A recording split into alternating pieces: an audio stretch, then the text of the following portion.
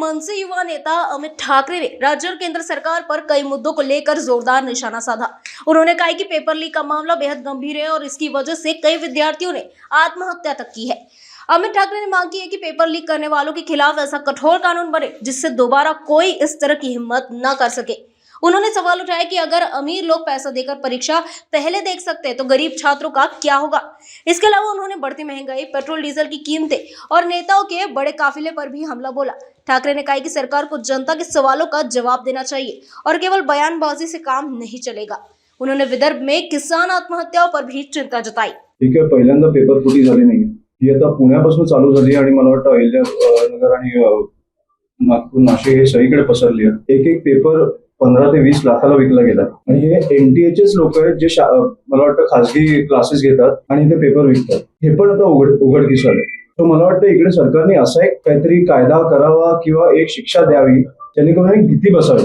हे माझं नेहमी म्हणणं आहे की एक एक्झाम्पल सेट करा, एक उदाहरण सेट करा तुम्ही की ह्याच्यानंतर अशा गोष्टी झाल्या नाही पाहिजे। एक भीती वाटली पाहिजे की अशा गोष्टी करायच्या आधी। हे दरवर्षी किती आज 3 किंवा 4 मला वाटतं लहान मुलींचा मृत्यू झाला, सुसाईड केलं, त्यांनी आत्महत्या केली, त्यांचं काहीच नाही। आणि नीटचा विषय मला वाटतं होऊन मला वाटतं 4-5 दिवस झाले। मला बरं वाटलं की तुम्ही हा प्रश्न विचारला। हा प्रश्न चालू राहू द्या जोपर्यंत त्या लोकांना शिक्षा नाही होत। हे खूप बघितलं आपण, पेपर फुटी आणि सगळं।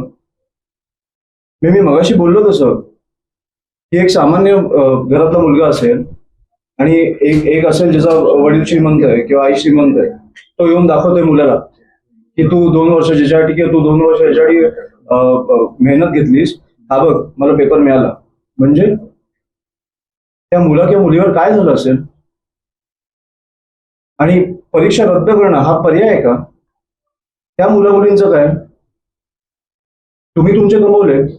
मला वाटतं कुठेतरी कठोर कारवाई झाली पाहिजे, कुठेतरी एक उदाहरण सेट केलं पाहिजे आपण की ह्याच्या पुढे असं झालं तर हीच शिक्षा मिळणार आणि ही शिक्षा जी आहे ती आपण आजच सेट केली पाहिजे।